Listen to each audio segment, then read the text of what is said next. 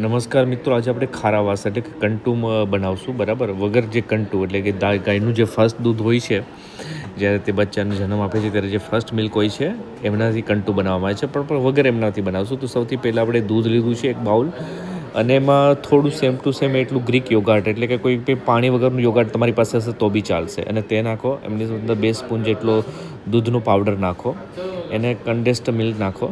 એ પણ તમે same like 25% નાખો, જેટલું તમે બાઉલ દૂધ લીધું હોય એનાથી થોડુંક 25% એમાં મિલ્ક નાખો, કન્ડેન્સ્ડ મિલ્ક નાખો. બરાબર, અને પછી એને બરાબર સરસ મજાની રીતે હલાવી નાખો કે એમાં એક પણ જરા પણ ગાંઠ ના રહે. બરાબર, એકદમ સરસ મજાનું એવું મેળવી નાખો કે ત્રણેય વસ્તુ તમને કંઈ નજર ના આવે અને ગાંઠ બધી એમાં મેલ્ટ થઈ જાય, અને એકદમ સરસ એક સરખું તમારું આ મિશ્રણ તૈયાર થઈ જાય.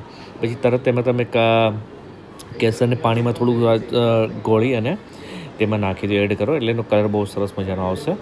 અને પછી એક બાઉલની અંદર તમે પાણી રાખો, અને પાણી ઉકળવાનું ચાલુ થાય પછી તમે જે ગરમ કરવા રાખેલું પાણી ઉકળવા મળે એટલે તમે એમને નીચે વચ્ચે કાંઠો રાખી, બોઇલ કરવાનું છે એટલા માટે તેને એક કાંઠો રાખી અને એક મોટા મતલબ પ્લેટ કે કાંઈ પણ હોય તમારી પાસે એ ટાઈપનું વાસણ, એમાં બધું મિલ્ક એમાં ટ્રાન્સફર કરી દો.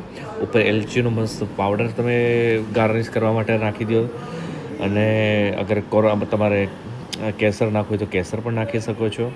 અને આરામથી તેમને કાંઠાની ઉપર બેસ ફિટ કરી દો, અને ઉપર મસ્ત ઢાંકણ ઢાંકી દો કે આ સ્ટીમની અંદર મસ્ત રેડી થઈ જાય તમારું ખારાવાસ કે કંટુ જે કહો એ.